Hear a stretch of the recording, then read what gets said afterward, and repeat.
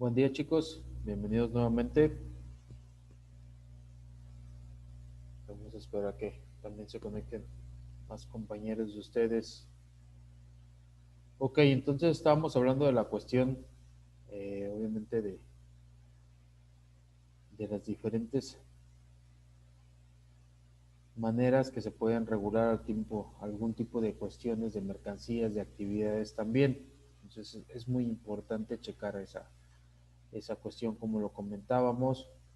Obviamente, las diferentes tipos de leyes que tenemos en cuestión de materia aduanera, pues obviamente son muy vastas, son muchas actividades, muchas mercancías en determinado momento que pueden incurrir en ciertas cuestiones ilícitas, pues obviamente también debemos de considerar esa situación.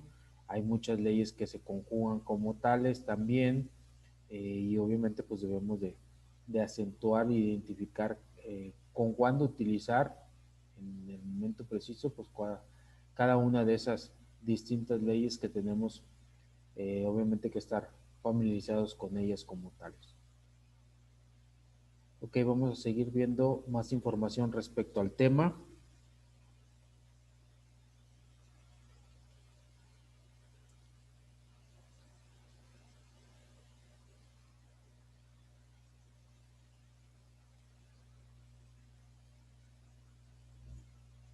Ok, estábamos viendo obviamente lo que corresponde a la ley del comercio exterior, cómo está estructurada. También estábamos comentando la cuestión de la ley aduanera, cómo está estructurada,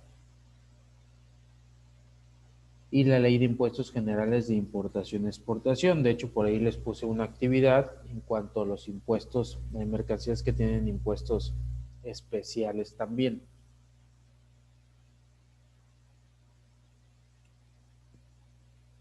También cómo está estructurada esta ley, también estábamos platicando de ello.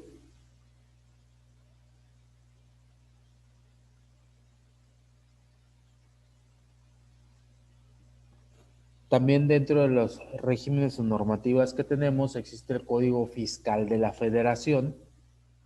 En su artículo primero nos menciona: las personas físicas y las morales están obligadas a contribuir para los gastos públicos conforme a las leyes fiscales respectivas. Las disposiciones de este código se aplicarán en su defecto y sin perjuicio de lo dispuesto por los tratados internacionales de los que México sea parte. Solo mediante ley podrán destinarse una contribución a un gasto público específico. Se hace solo mediante lo que dictamina la ley. En este caso, si hay una contribución, un impuesto que marca la ley, obviamente mediante esa cuestión nosotros debemos de contribuir al gasto público, y en gasto público pues obviamente específicamente eh, en la cuestión, por ejemplo, si es un gravamen, es un gravamen, si es un IVA, un ISR, un ISR, etcétera, etcétera. Por eso dice contribución a un gasto público muy específico. Dice: la federación queda obligada a pagar contribuciones únicamente cuando las leyes lo señalan expresamente. Dice: los estados extranjeros, en casos de reciprocidad, no están obligados a pagar impuestos. Dice: no quedan comprendidas en esta exención las entidades o agencias pertenecientes a dichos estados. Obviamente, todas estas cuestiones son mediante lo que marca, obviamente, el Código Fiscal de la Federación. Esa es la que va a regular las situaciones cuando alguien quede exento de algún tipo de contribución eh, señalada en alguna ley que obviamente va a determinar y va a regular las cuestiones de las contribuciones para toda la nación, hablando específicamente de México. También nos dice que las personas que, de conformidad con las leyes fiscales, no están obligadas a pagar contribuciones, únicamente tendrán las otras obligaciones que establezcan en forma expresa las propias leyes. Obviamente, artículo reformado mediante decreto publicado en el Diario Oficial de la Federación el 5 de enero del 2004.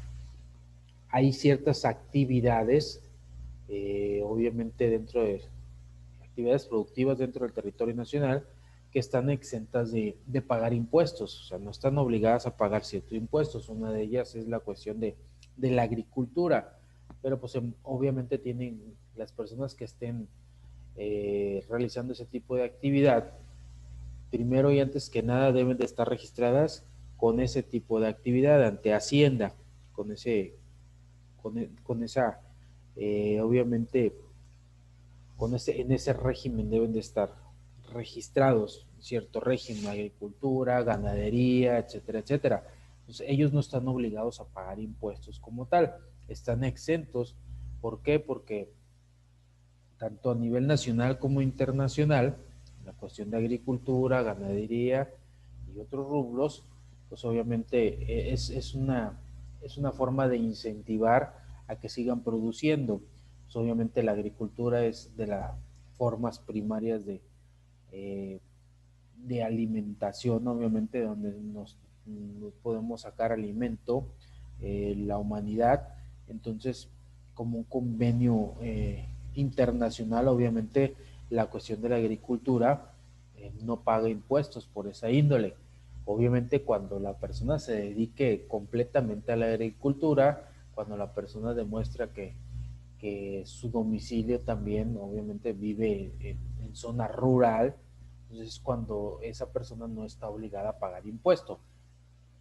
También no está obligado a pagar impuesto, de acuerdo a las leyes, cuando cuando puede importar una cierta mercancía, le puede importar a lo mejor una maquinaria, le importa, y obviamente esa maquinaria le sirva directamente para cuestiones, por ejemplo, en este caso de agricultura, que le sirva para cuestiones específicamente para la cuestión de agricultura. Entonces, si importa mercancía, obviamente importamos mercancías, las mercancías o la maquinaria debe pagar un impuesto, se le exenta de ese impuesto a pagar, obviamente porque la maquinaria la va a hacer o va a ser de utilidad para para la agricultura, específicamente. Obviamente no va a ser, no va a tratar de sacar provecho en otra situación como vender estar comprando maquinaria y a lo mejor comercializarla. En ese aspecto no, porque pues obviamente no tiene el régimen fiscal adecuado para hacer dicha transacción y obviamente va a estar supervisado por la ley. Entonces, en esa cuestión de ganadería y agricultura están exentos ese sector de pagar impuestos. Si obviamente existe a lo mejor, ponemos como ejemplo una forrajera que importa algún cierto tipo de herramienta o mercancía, pues obviamente su giro primordial sí le vende al campo, sí le vende a la ganadería, pero pues obviamente su giro primordial es la venta de artículos que se complementan al campo, o en este caso la agricultura o la ganadería, no en sí que siembre y no en sí que esté engordando ganado o la crianza de algún tipo de especie animal. Entonces ellos están obligados obviamente a pagar los impuestos pertinentes si en dado caso llegan a importar mercancías. Entonces todo esto, estas cuestiones también están reguladas por el Código Fiscal de la Federación.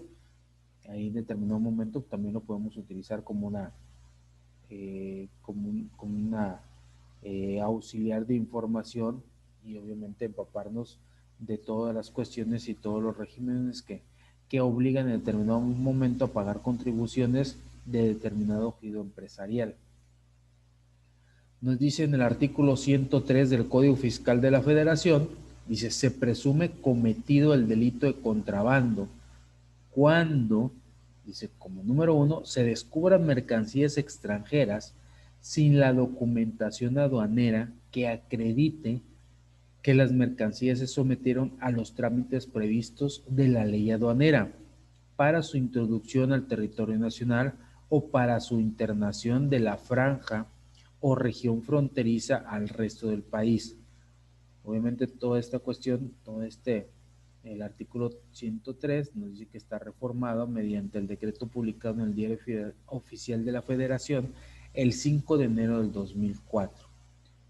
Tenemos una fracción segunda dentro de este artículo 103 que nos dice, se encuentran vehículos extranjeros fuera de una zona de 20 kilómetros en cualquier dirección, contados en línea recta o a partir de los límites extremos de la zona conurbada de las poblaciones fronterizas, sin la documentación a que se refiere la fracción anterior.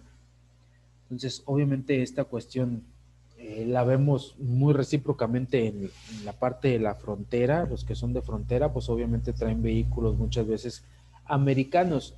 Eh, se ha establecido mejor como un tipo de costumbre, pero no quiere decir que la costumbre sea ley. Se malinterpreta esa situación. ¿Qué es lo que pasa? Pues se trae vehículo americano, a lo mejor las autoridades locales no dicen nada por lo mismo de que ya se acostumbró a esa situación, pero no quiere decir que sea legal. Por eso es cuando entra, por ejemplo, la cuestión fiscal, cuando entra los fiscales pueden recoger el vehículo. Entonces hay mucha gente que en esa cuestión antepela y dice, pero el tránsito no me dijo nada. Ah, ok, pues el tránsito es una autoridad municipal, por cuestión a lo mejor de costumbre, no les dicen nada, o sea, ya se acostumbraron, no pasa nada para ellos, según, ¿por qué? Porque viven en la frontera. Entonces, pero legalmente no está permitido, entonces por eso la fiscalía en determinado momento hace retenes y recoge todo ese tipo de vehículos. No es legal, no es legal esa cuestión. Es legal cuando en determinado momento una persona obviamente demuestra estar como residente o como ciudadano extranjero, específicamente en Estados Unidos, y trae un vehículo obviamente de ese país con placas de ese país. Pues lo pueden parar, pues va a demostrar que vive en ese país, o a lo mejor muchas veces, o sea, es mexicano, pero trabaja en ese país porque reside en ese país. Entonces hay muchas personas que normalmente así hacen, viven en Estados Unidos y, perdón, viven en Estados Unidos, trabajan en México o viceversa, viven en México y trabajan en Estados Unidos. Entonces son acreditables a traer obviamente vehículos de procedencia extranjera, obviamente demuestran que viven allá en territorio extranjero también, y obviamente que traen todos los papeles que acrediten la propiedad de ese vehículo a su nombre. Ahí sí es válido. Esa es una situación cuando radican o residen allá, cuando son ciudadanos o residentes. La otra es cuando están estudiando.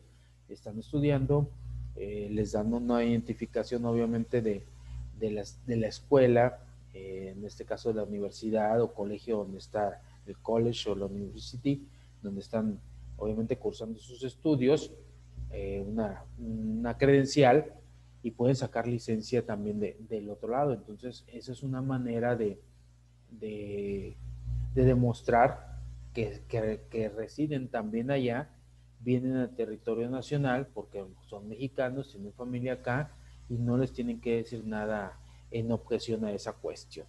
No sé qué opinen ustedes respecto a este tema, chicos, si les ha pasado alguna indulgencia en ese aspecto. Recuerden que los vehículos americanos, o sea, normalmente sí los usamos porque en su momento yo también los llegué a usar en la frontera, pero no es legal, realmente no es legal, sino que se ha hecho costumbre, realmente. No sé qué opinen de ese tema, qué punto de vista tengan en base a esa situación.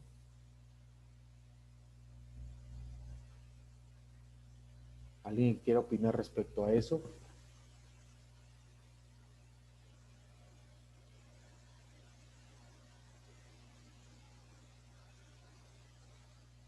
No sé si han tenido algún tipo de situación en cuanto eh, a la reglamentación de algún tipo de vehículo americano o algo, o si han ido a otro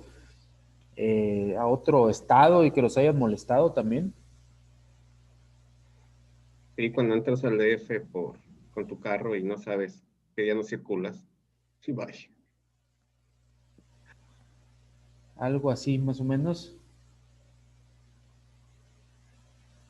De hecho, no sé si los han parado, o sea, comentarios, pues puede haber muchas situaciones. Me han comentado que eh, hay, residentes, obviamente, de Estados Unidos que han ido a Monterrey, por ejemplo, Nuevo León, y las autoridades de Nuevo León los han parado y diciéndole que no pueden circular, etcétera, etcétera. Y obviamente trayendo la papelería en regla en esta situación.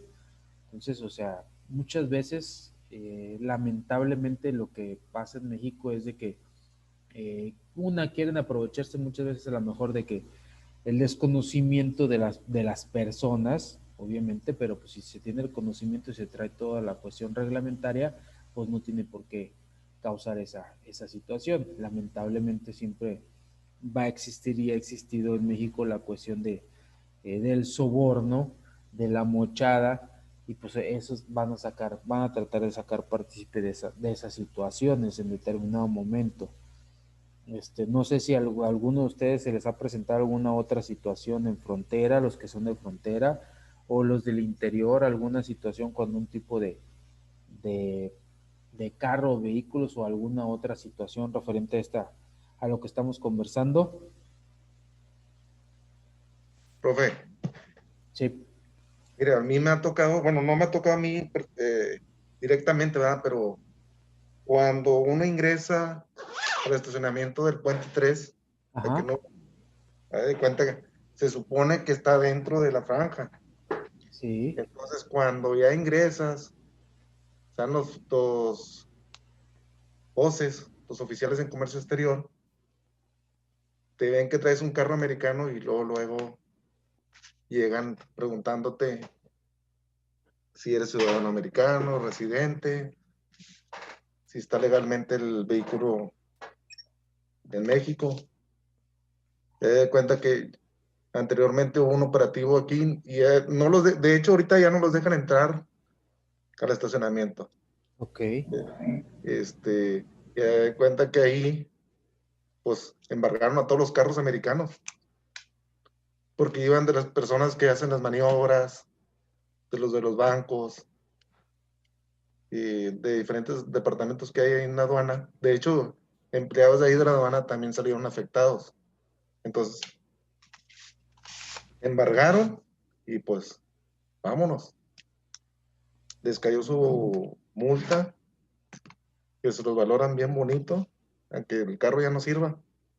Sí, sí, sí, lamentablemente sí. O sea, esa es la situación que vivimos en esa parte. O sea, muchas veces, o sea, no se considera eso, ni como que si fuera franja, ni nada. Ellos simplemente ven por el negocio propio. Muchas veces, lamentablemente, es así. Dice, ¿sabes qué? No está legal, vámonos, lo recojo, lo decomiso.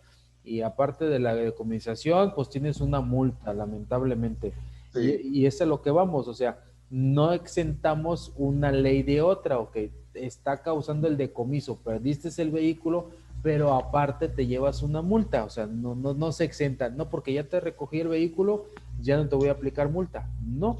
O sea, lamentablemente te recogen el vehículo y aparte le amerita una multa. hacen el PAMA, bueno, el procedimiento administrativo en materia aduanera.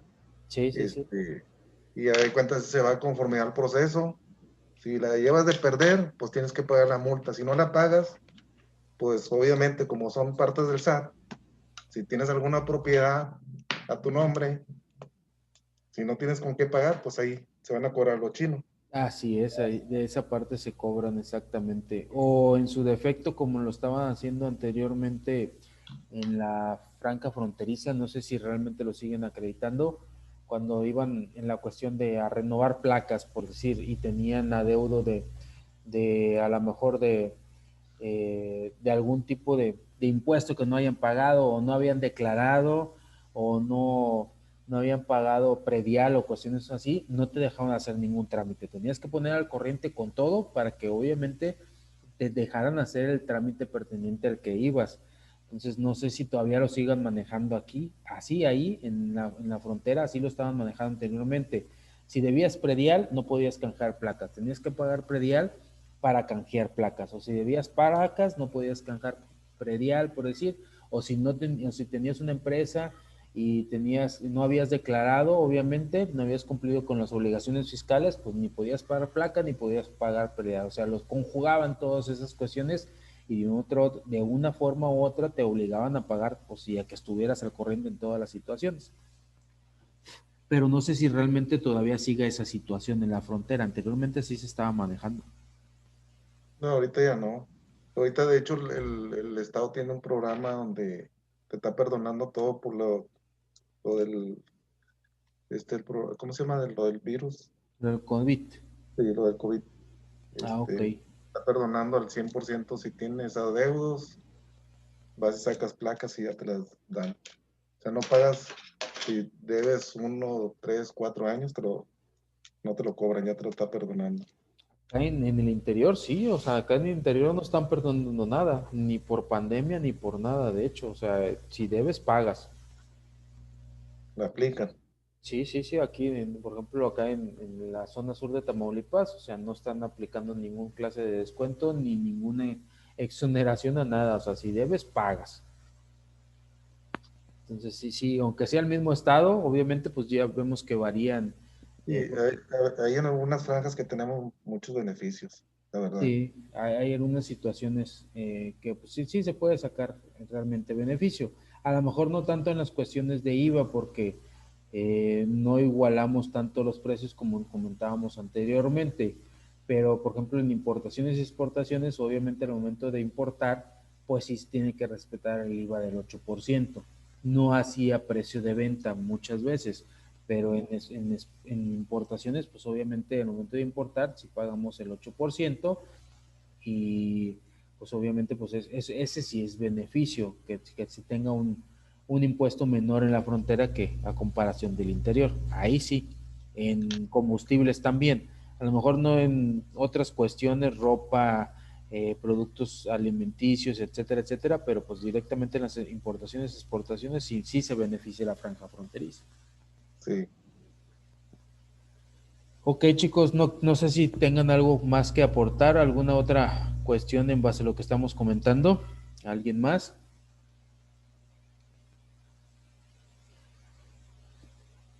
Ok, entonces nada más para ser reditables es en esta cuestión, no todo lo que sea costumbre quiere decir que sea ley. Específicamente en la cuestión esa de los vehículos, no porque en determinado momento los tránsitos de las autoridades municipales no hagan nada, pues no quiere decir que esté correctamente. En determinado momento, pues sí pueden actuar las autoridades federales y están por encima de las autoridades municipales en esa cuestión, y es lo que rige, lo que especifica el Código Fiscal de la Federación también. En una tercera fracción nos dice que no se justifiquen los faltantes o sobrantes de mercancías que resulten al efectuarse la descarga de los medios de transporte respecto de los consignados en los manifiestos o guías de carga también. O sea, no se va a justificar algún tipo de faltante o sobrante de algún tipo de mercancía. Obviamente, al momento de descargar o algo, no se va a justificar ese aspecto. Obviamente se deben de cubrir las cuestiones como tales, como los marca el pedimento. ¿Qué es lo que pasa normalmente? Eh, Les digo porque realmente en la práctica sí pasa. A lo mejor hay una determinada mercancía que se abre para su revisión o X, a lo mejor el agente aduanal checa la mercancía, la verifica y resulta que trae un excedente, a lo mejor hay un tipo de mercancía que no viene registrada, pues realmente lo que hacen es que la agarran, si se dan cuenta, pues la agarran esa mercancía, al fin que no viene registrada, lamentablemente eso es lo que pasa. Entonces, en determinado momento, si trae menos o más, pues obviamente la persona que obviamente está contratando, que está importando o exportando, tiene que ser acreditable el pago, obviamente, de lo que se justifique por dichos impuestos. No está exonerado si falta o le sobra algún tipo de mercancía en determinado momento también. Pero sí se dan algunas actividades ahí eh, extemporáneas al momento de cuando es mucho producto o algo, sí hay agentes aduanales que realmente sí agarran mercancías, en ese aspecto sí agarran mercancías. Al fin que al cabo dicen que la mercancía está asegurada y no hay ningún problema por eso, que es mucha mercancía en determinados momentos a lo mejor el cliente ni se dio cuenta. Eso es lo que antipulan los agentes aduanales al momento de realizar ese tipo de actividades.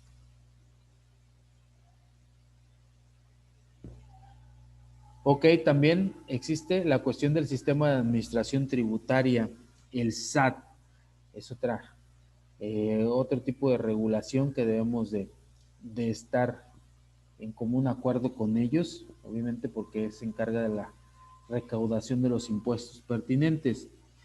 Nos dice que desde el 1 de julio del 97 surgió el Servicio de Administración Tributaria como un órgano desconcentrado de la Secretaría de Hacienda y Crédito Público, con carácter de autoridad fiscal, con atribuciones y facultades vinculadas con la determinación y recaudación de las contribuciones federales que hasta entonces había ejercido la Subsecretaría de Ingresos. Desde entonces, el SAT tiene por objeto recaudar los impuestos federales y otros conceptos destinados a cubrir los gastos previstos en el presupuesto de egresos de la Federación, para lo cual goza de autonomía técnica para dictar sus resoluciones. El SAT asumió desde el 1 de julio las funciones que tenía encomendadas la Subsecretaría de Ingresos en lo relativo a la determinación, liquidación y recaudación de impuestos y demás contribuciones y sus accesorios, así como la vigencia en el correcto cumplimiento de las obligaciones fiscales. En el desarrollo de esta función se destaca la necesidad de garantizar la aplicación correcta y oportuna de la legislación fiscal y aduanera de manera imparcial y transparente. Entonces, eso es el órgano, obviamente, que va a regular la cuestión de la recopilación o recaudación de impuestos. El SAT, obviamente, es un órgano autónomo, deslindado y desconcentrado de la Secretaría de Hacienda y Crédito Público. Entonces tiene autonomía propia también y es el que normalmente está encargado de la cuestión fiscal y aduanera, y obviamente debe hacerlo de manera imparcial y de manera transparente. Aquí tenemos algunos ejemplos dentro del portal en la cuestión del SAT, cuestiones de materia de comercio exterior también, cuál es más que nada el menú, cuáles son las cuestiones que se pueden tramitar directamente en el SAT, etcétera, etcétera. Aquí tenemos una parte del portal. También dentro de este portal viene información en cuanto al comercio exterior, vienen algunas certificaciones, cuestiones de IVA, del IEPS, de impuestos especiales también, sobre algunas mercancías, algunos exenciones, aranceles también. Todo ese tipo de situaciones las podemos encontrar directamente aquí en el portal del SAT. Aquí vemos también como ejemplo de regímenes aduaneros, qué se va a hacer, si es importación, exportación, definitivos, temporales, etcétera, etcétera. También podemos checar la documentación adecuada.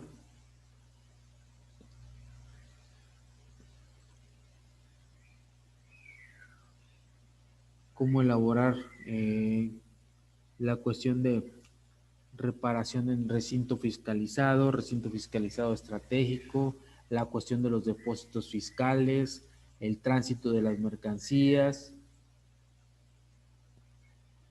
etcétera, etcétera, etcétera. No sé si tengan alguna duda, algún comentario respecto a estos temas, chicos.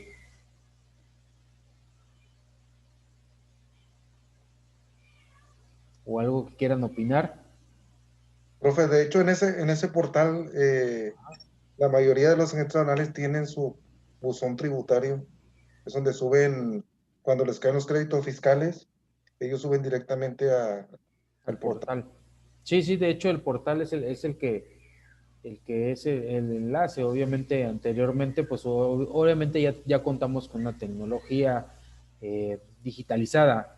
Ya no hay que ir porque pues anteriormente eran horas y horas y tiempo perdido en cuestión de papeleo, si se olvidó un papel y regrésate y ahora ves a tal dependencia y que te firmen y que te sellen, etcétera, etcétera. Ahora esto es mucho más rápido una vez que ya se pasó a la cuestión digitalizada y pues obviamente desde ya no necesitamos a lo mejor ir personalmente, ya cargamos todo directamente en el portal. En la cuestión también de pedimentos, pues ya podemos hacer pedimentos digitales también, ya no necesita la persona viajar desde un país hasta otro para venir y traer el pedimento y muchas situaciones como esas. Entonces ya podemos utilizar libremente la cuestión de los portales digitales que están pues al alcance de todos. Información también hay, ahí podemos basarnos mucha información. Si tenemos alguna duda, ahí vienen las reglamentaciones también. Obviamente hay portal de búsqueda en diferentes reglamentaciones, en diferentes cuestiones de impuestos, englobando muchas situaciones, no necesariamente de importaciones, exportaciones, en mercancías que tienen algún tipo de impuesto especial, como la actividad que les puse también, cuáles son tan exentas de IVA, cuáles actividades empresariales también en determinado momento están exentas de algún tipo de arancel si quieren exportar, algunos programas también como tales que pueden estar brindándose algunos beneficios en la cuestión de exportación e importaciones de mercancía. Pero sí, ya es un poquito más dinámica la cuestión y más fluida la cuestión de todas estas cosas tributarias, todas las cuestiones tributarias ya es un poquito más fluido en ese sentido. Ok, hasta aquí tienen alguna duda chicos, o algún comentario. ¿Nadie? ¿Todos estamos correctos entonces? Ok, entonces vamos a pasar a otro tema.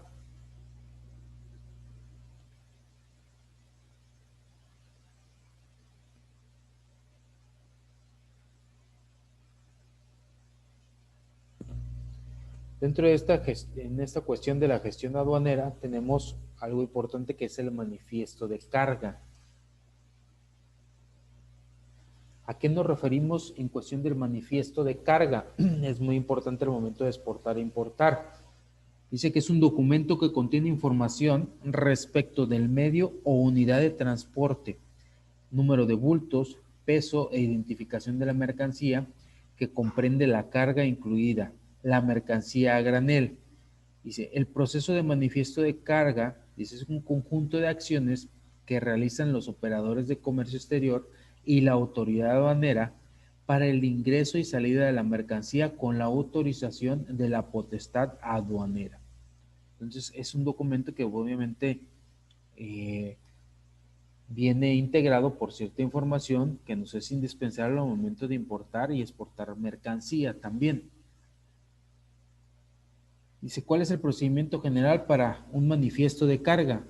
Primero establece las actividades a realizarse en las intendencias de aduana de la República para el registro y trámite de los manifiestos de carga, de manera que sirva como instrumento de trabajo, orientación y consulta para el adecuado control del ingreso, salida y destinación de las mercancías en el territorio nacional. ¿Cuáles son las partes de la relación aduanera en el proceso de manifiesto de carga? Primero, personal autorizado por la Secretaría de Administración Tributaria del SAT, los transportistas o sus representantes en el país, agentes de carga internacional, almacenes aduaneros, despachadores de aduana y los dueños inconsignatarios que intervienen en el procedimiento del manifiesto de carga. Entonces, todas esas son las partes que se relacionan directamente con la cuestión aduanera en el manifiesto de carga.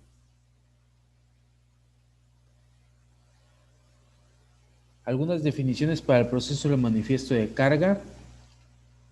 Obviamente, un funcionario aduanero. ¿Quién es un funcionario aduanero?